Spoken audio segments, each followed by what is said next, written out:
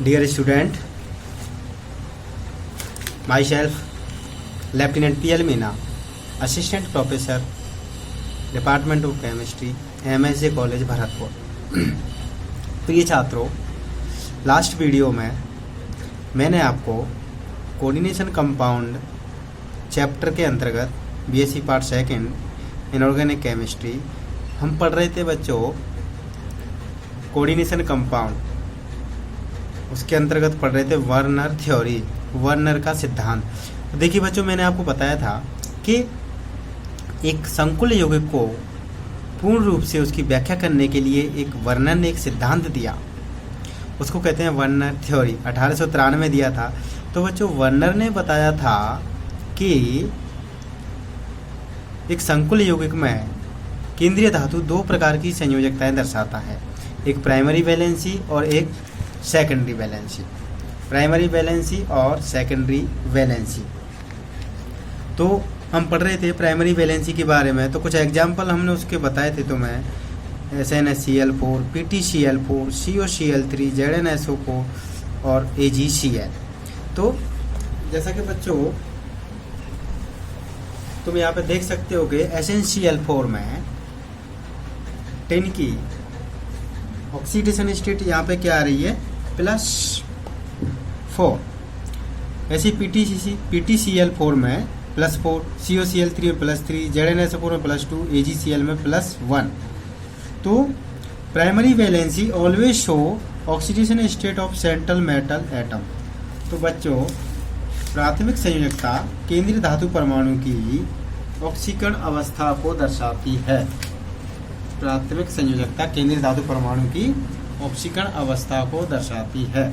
अब हम इसको एक एग्जांपल से देखेंगे। हमने एक डायग्राम बनाया था, NH3 NH3 NH3 NH3।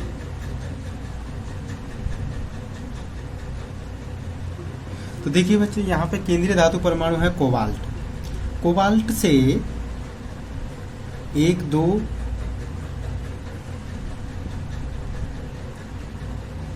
3 4 5 6 ammonia ligand जुड़े हुए हैं और 3 क्लोरीन लिगेंड जुड़े हुए हैं। देखिए बच्चों, ये लिगेंड है, ये लिगेंड अमोनिया और क्लोरीन लिगेंड है, ठीक है। नाइट्रोजन के पास में क्या है, अनपेड इलेक्ट्रॉन का जोड़ा, जो अनपेड इलेक्ट्रॉन के जोड़े को कोबाल्ट के वैकेंट ऑर्बिटल में डोनेट करके कोबाल्ट के साथ में एक कोऑर्डिनेट उप सहसंयोजक बॉन्ड, कोऑर्डिनेशन बॉन्ड बना देता है। कोऑर्डिनेशन बॉन्ड बना देता है। इस तरह से ये संकुल बना हुआ है।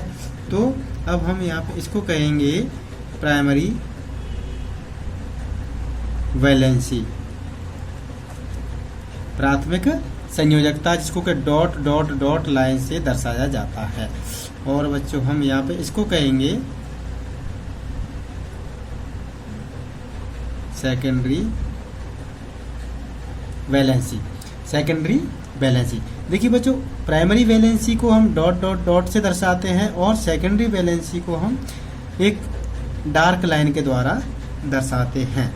तो हम इस कॉम्प्लेक्स का जब सूत्र कैसे लिख सकते हैं बच्चों, COCl3 6NH3 या फिर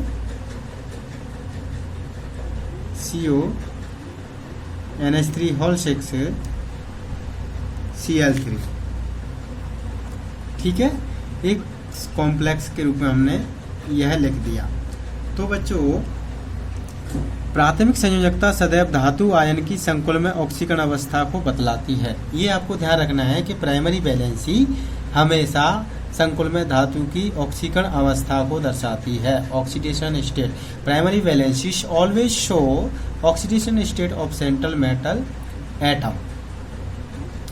केंद्रीय धातु आयन की प्राथमिक संयोजकता को बच्चों हम डॉट डॉट डॉट लाइन से, प्राइमरी वैलेंसी को हम किससे दर्शाते हैं बच्चों, dot dot dot dot line के द्वारा हम दर्शाते हैं, डॉट डॉट के द्वारा हम दर्शाते हैं। केंद्रीय धातु आयन की प्राथमिक संयोजकता को इसके टूटी हुई रेखा है, इसको और क्या कह सकते हैं हम, टूटी हुई रेखा के द्वारा दर्शाया जाता है। उप सहसंयोजक यौगिकों का सूत्र लिखते समय प्राथमिक संयोजकता से जुड़े ऋणायनों को कोष्ठक के बाहर लिखा जाता है। अच्छा देखिए बच्चों, जब हम ये एक उपसंयोजक यौगिक है, अब हम इसका जब सूत्र लिखेंगे, एक संकुल बनाएंगे, तो डॉट डॉट लाइन से जुड़े हुए लिगेंडों को बड़े कोष्ठक के बाहर लिखा जाता है। डॉट डॉट लाइन से जुड़े हुए लिगेंडों को बड़े कोष्ठक के बाहर लिखा जाता है, जो कि आउटर स्फीयर का निर्माण करते हैं। ये क्या है बच्चों? आउटर स्फीयर, आउटर स्फीयर का निर्माण करते हैं। और ये इन आयनों को हम क्या कर सकते हैं? आयोनाइज। और हम प्राइमरी वैलेंसी को क्या कर सकते हैं बच्चों? आयोनाइज, मतलब हम इनको आयनों में तोड़ सकते हैं, जो बड़े ब्रैकेट के बाहर जो आयन होते हैं। डियर स्टूडेंट, प्रिय छात्रों, इसी श्रृंखला में आगे बढ़ते हुए अब हम डिस्कस करेंगे सेकेंडरी वैलेंसी, द्वितीयक संयोजकता। तो थोड़ा सा इसके बारे में पढ़ लेते हैं। पहले मैं बताना चाहूँगा बच्चों आपको, किसी धातु आयन के द्वारा संकुल आयन निर्माण के समय, किसी धातु आयन के द्वारा संकुल आयन निर्माण के समय उदासीन अणु या ऋणायन, कभी कभी धनायन भी हेतु दर्शाई गई संयोजकता द्वितीयक संयोजकता कहलाती है। देखिए बच्चों, जब संकुल धातु के द्वारा संकुल आयन का निर्माण होता है तो धनायन, ऋणायन अथवा न्यूट्रल, धनायन, ऋणायन या उदासीन अणु हेतु दर्शाई गई संयोजकता द्वितीयक संयोजकता कहलाती है। द्वितीयक संयोजकता केंद्रीय धातु या धातु आयन की संकुल में उपसंयोजक संख्या को निरूपित करती है। देखिए बच्चों, सेकेंडरी वैलेंसी केंद्रीय धातु की किसको बताती है? उप सहसंयोजन संख्या, उप सहसंयोजन संख्या को बताती है। और इंग्लिश में कहें तो कोऑर्डिनेशन नंबर, और शॉर्ट में दर्शाते हैं CN, coordination number of central metal atom. तो बच्चों, धनायन, ऋणायन या फिर न्यूट्रल लिगेंड हो सकते हैं, जो बड़े ब्रैकेट के अंतर्गत केंद्रीय धातु से जुड़े रहते हैं, वो उस धातु की सेकेंडरी वैलेंसी को दर्शाते हैं। अर्थात जितने वहाँ पे coordinate, number of coordinate bonds is called the secondary valency of a metal ion in a complex compound. Complex द्वितीय संयोजकता केंद्रीय धातु आयन की संकुल संख्या को निर्भर करती है। यह संयोजकता आयनीकृत नहीं की जा सकती। बच्चों, जो द्वितीयक संयोजकता है, द्वितीयक संयोजकता को हम आयनों में नहीं तोड़ सकते हैं। इन्हें निरूपण के दौरान काली मोटी रेखाओं के द्वारा दर्शाते हैं। और बच्चों, हम इसको किसके द्वारा दर्शाते हैं? काली मोटी रेखा के द्वारा। जैसे कि आप जिसमें देख सकते हो डायग्राम में CO NH3O6Cl3, तो देखिए ये dark line, dark line, dark line, dark line, dark line और डार्क लाइन, मतलब इससे हम दर्शा रहे हैं द्वितीयक संयोजकता, किसी केंद्रीय धातु आयन की द्वितीयक संयोजकता। और बच्चों, और दूसरे शब्दों में हम कहें कि सेकेंडरी वैलेंसी क्या होती है, तो लिगेंड के मध्य, धातु तथा लिगेंड के मध्य उप सहसंयोजक आबंध की ही द्वितीयक संयोजकता है। तो केंद्रीय धातु तथा लिगेंड के मध्य उप सहसंयोजक बंध ही क्या कहलाती है? द्वितीयक संयोजकता कहलाती है। और उप सहसंयोजक यौगिक का जब सूत्र लिखेंगे बच्चों, तो इसकी द्वितीयक संयोजकता से बंधित लिगेंडों को कोष्ठक के अंतर्गत लिखते हैं। द्वितीयक संयोजकता के अंतर्गत बंधित लिगेंडों को बड़े ब्रैकेट के अंदर लिखते हैं, तथा जो कि एक इनर स्फीयर का निर्माण करते हैं। किसका निर्माण करते हैं बच्चों? इनर स्फीयर का निर्माण करते हैं। और अलग अलग कॉम्प्लेक्स यौगिक होंगे बच्चों, उनमें अलग अलग धातु होंगे, तो अलग अलग धातुओं के लिए प्रत्येक कॉम्प्लेक्स में उप सहसंयोजक संख्या का मान कांस्टेंट होता है। इसी कड़ी में हम सेकेंडरी वैलेंसी में आगे पढ़ेंगे। प्रत्येक केंद्रीय धातु आयन अपनी दोनों प्रकार की संयुक्तता संतुष्ट करने हेतु प्रयुक्त हो जाते हैं। देखिए बच्चों, जो केंद्रीय धातु आयन होते हैं, सेंट्रल मेटल एटम, वो अपनी प्राइमरी और सेकेंडरी दोनों तरह की, प्राइमरी और सेकेंडरी दोनों तरह की संयुक्ताएं दर्शाते हैं। फॉर एग्जाम्पल, एक कॉम्प्लेक्स का एग्जाम्पल ले लेते हैं बच्चों हम। CO NH3 का होल 4 Cl2, ये कोई एग्जाम्पल ले लिया, CONH3 whole 4 Cl2 plus Cl minus. तो देखिए बच्चों यहाँ पे जो 2 क्लोरीन है द्वितीयक संयोजकता के रूप में काम में आ रहे हैं, और एक जो क्लोरीन है ये है प्राथमिक संयोजकता के काम में आ रहा है। अतः हम कह सकते हैं कि एक ही संकुल में कोई एक लिगेंड दोनों प्रकार की संयोजकताएं दर्शा सकता है। ऋणायन दोनों प्रकार की संयोजकताएं दर्शा रहा है। तो इस वाले कॉम्प्लेक्स में क्या है बच्चों कि Cl माइनस द्वितीयक संयोजकता के रूप में प्रयुक्त हो रहे हैं। Cl माइनस द्वितीयक संयोजकता के रूप में प्रयुक्त हो रहे हैं, जबकि एक Cl माइनस मतलब इसमें क्या है 2 Cl तो एक प्रकार के हैं और 2 Cl, देखिए ये जो 2 Cl है बड़े ब्रैकेट के अंतर्गत ये द्वितीयक संयोजकता दर्शा रहे हैं, और एक जो क्लोरीन है बच्चों बड़े ब्रैकेट के बाहर है ये प्राथमिक संयोजकता दर्शा रहा है। अतः हम कह सकते हैं कि इसमें 2 जो Cl है वो सेकेंडरी वैलेंसी दर्शा रहे हैं और एक Cl है वो प्राइमरी वैलेंसी दर्शा रहा है। तो अतः एक ही संकुल आयन में एक ही ऋणायन दोनों प्रकार की संयोजकता को संतुष्ट या प्रकट कर रहा है। इसीलिए वर्नर ने द्वितीय संयोजकता से बंधित Cl माइनस आयन को बिंदुकित एवं ठोस संयोजित रेखाओं के द्वारा दर्शाया है। तो वर्नर ने फिर क्या किया था बच्चों कि जो द्वितीयक संयोजकता से जो बंधित Cl है उसको हमने इस तरह से दोहरी रेखा के द्वारा दर्शा दिया। ठीक है, द्वितीयक संयोजकता अर्थात उप सहसंयोजक संख्या ही किसी संकुल आयन की ज्यामिति का निर्धारण करती है। द्वितीय संयोजकता ही बच्चों किसी संकुल की ज्यामिति का निर्धारण करती है। प्रत्येक उप सहसंयोजक संख्या हेतु ज्यामिति नियत होती है तो होती है। हाँ, अब बच्चों आगे मैं आपको बताऊंगा कि एक जो संकुल है, ठीक है, संकुल जब बनते हैं तो जितनी उसकी कोऑर्डिनेशन नंबर होगी या फिर द्वितीय संयोजकता होगी या फिर उस संकुल में जितने उप सहसंयोजक बंध बनेंगे वही उसकी क्या कहलाएगी द्वितीय संयोजकता, और उस द्वितीय संयोजकता के आधार पर ही हम उस संकुल की ज्यामिति निर्धारित करते हैं। फॉर एग्जाम्पल सपोज मान के चलो उसमें नंबर ऑफ कोऑर्डिनेट बॉन्ड या फिर और Cn बराबर क्या है 2 है, मान के चलो उसमें Cn का मान क्या है 2 है, तो उसकी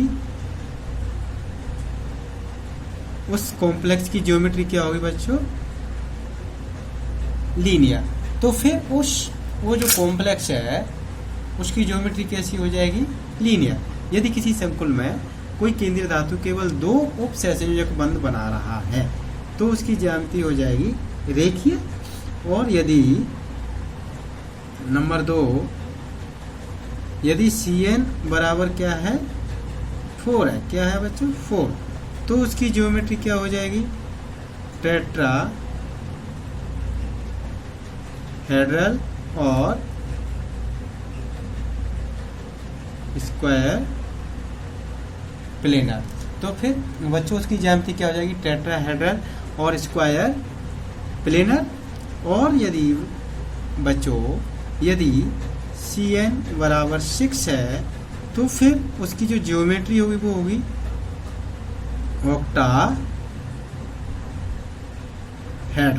ऑक्टाहेड्रल ज्योमेट्री उसकी होगी अष्टफलकीय, चतुष्फलकीय, अष्टफलकीय और रेखीय।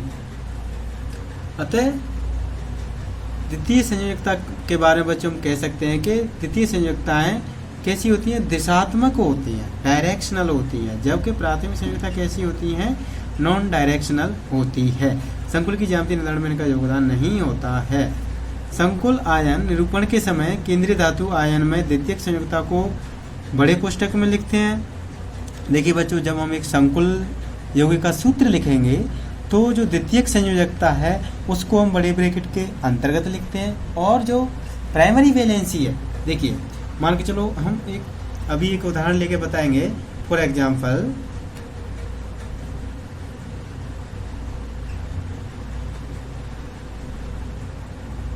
देखिए इस वाले संकुल में द्वितीय संयोजकता को बड़े ब्रैकेट के अंतर्गत लिखते हैं। ये जो 6 लिगेंड हैं ये कोबाल्ट के साथ में एक 6 उप सहसंयोजक बंध बना रहे हैं। तो इसकी कोऑर्डिनेशन नंबर होगी बच्चों CN बराबर 6। तो हम कहेंगे कि 6 उप सहसंयोजक बंध 6 neutral ligand ammonia ligand cobalt धातु के साथ बना रहे हैं। अब हम इसको क्या लिखेंगे, बड़े ब्रैकेट के अंतर्गत लिखते हैं। तो इसको हम क्या कह देंगे बच्चों, इनर स्फीयर, इसको कहेंगे बच्चों हम इनर स्फीयर। और दूसरा बच्चों उदाहरण ले हम, प्राथमिक संयुक्ता इस संकुल आयन पर लगे आवेश को संतुष्ट करती है, इसके विपरीत बराबर होती है। अब बच्चों जो प्राथमिक संयुक्ता है वो या तो इस पे लगे आवेश को संतुष्ट करती है।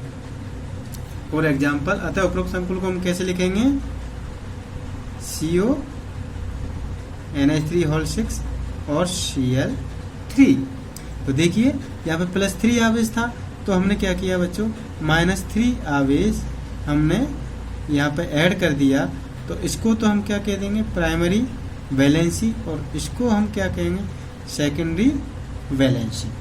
ये द्वितीयक संयोजकता हो गई और ये प्राइमरी वैलेंसी। मैं पहले ही आपको बता चुका हूँ कि प्राइमरी वैलेंसी को हम आयोनाइज कर सकते हैं। अब जब इस कॉम्प्लेक्स को हम एक सॉल्वेंट में मिलाएंगे, आयोनाइजेशन करेंगे, तो ये वाला ये पूरा जो यौगिक है ये एक आयन बनेगा और ये आयन अलग टूट जाएंगे। इस तरह से ये 3Cl- और एक CONH3 होल 6 3+ यौगिक बनेगा। कहने का मतलब ये है बच्चों, प्राइमरी वैलेंसी को आयोनाइज किया जा सकता है, सेकेंडरी वैलेंसी को हम आयोनाइज नहीं कर सकते हैं। इसी तरह से और एग्जाम्पल मान के चलो लिखना चाहें अपन, तुमको बता दें, CuNH3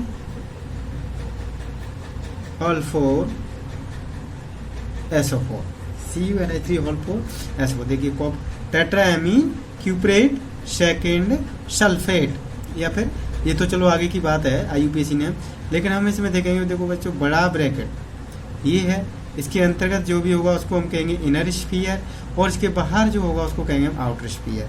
ये जो 4 अमोनिया अणु हैं ये किसको बैलेंस कर रहे हैं बच्चों, किसको शो कर रहे हैं कि ये CN केंद्रीय धातु की CN या फिर सेकेंडरी वैलेंसी, और ये शो कर रहे हैं प्राइमरी वैलेंसी को। और भी हम एग्जांपल लिख सकते हैं, PTNH3 होल 6 Cl4 इत्यादि संकुलों को प्रदर्शित किया जा सकता है। Cl3 NH3 CuS4 4H3 ये इत्यादि संकुल भी हम बना सकते हैं। संकुल कभी भी अपने निर्माता केंद्रीय धातु आयन व लिगेंडों के कोई भी गुण नहीं दर्शाते हैं। देखिए बच्चों, लिगेंडों के जो गुण दर्शाते हैं वो संकुल कभी नहीं दर्शाते, उनके कौन दर्शाते हैं बच्चों, द्वितीयक संयोजकता दिशात्मक होने के कारण समावेता प्रदर्शित कर सकती है। तो द्वितीयक संयोजकता ये जो है कैसी होती है बच्चों, डायरेक्शनल, क्योंकि ये उस पार्टिकुलर कॉम्प्लेक्स को एक निश्चित ज्यामिति देने में सहायता करती है। तो एक से अधिक प्रकार के लिगेंड रखने वाले संकुल मिश्रित संकुल कहलाते हैं। अब बच्चों वर्नर के सिद्धांत को समझने के लिए वर्नर ने एक सिद्धांत लिया था, उसको हम एक टेबल के द्वारा थोड़ा शो करेंगे। सीरियल नंबर 1 2 3 4 5 और 6, ठीक है। अब complex COCl3 6NH3 COCl3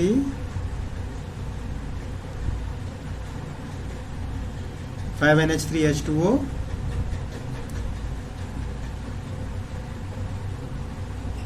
COCl3 5NH3 COCl3 ये बच्चों 6 प्रकार का है।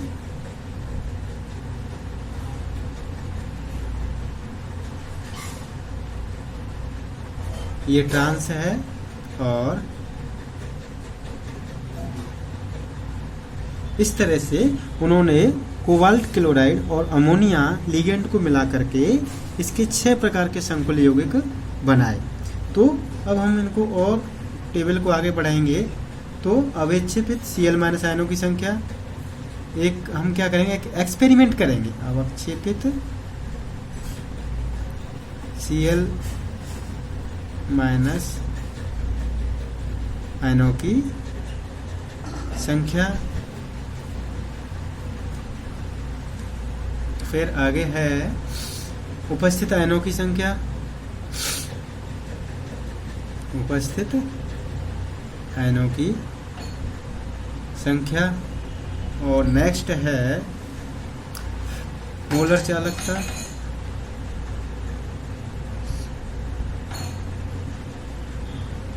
और लास्ट में जटिल का सूत्र, formula of complex formula, complex formula. तो देखिए बच्चों, अवक्षेपित Cl माइनस आयनों की संख्या 3, 3, 2, 1, 1, 0। उपस्थित आयनों की संख्या 4, 4, 3, 2, 2, 0। और मोलर चालकता 430, 430, 250, 100, 100 और 0। अब लिखेंगे हम जटिल का सूत्र।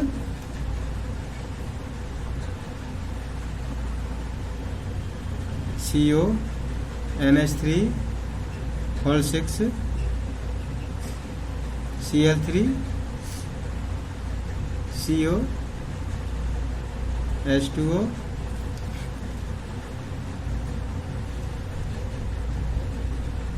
NH3 whole 5 Cl3 CO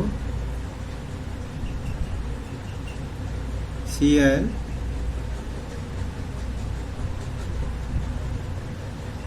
NH3 whole 5 Cl2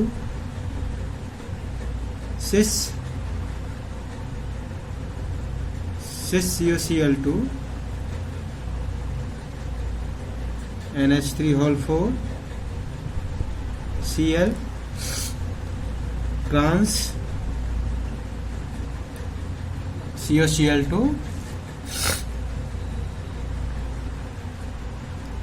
NH3 whole 4 Cl। और लास्ट है COCl3 NH3 होल 3। तो बच्चों, ये हमने एक टेबल बना ली। अब इस टेबल को हम नेक्स्ट क्लास में आपको एक्सप्लेन करेंगे। Thank you for listening carefully and watching dear student.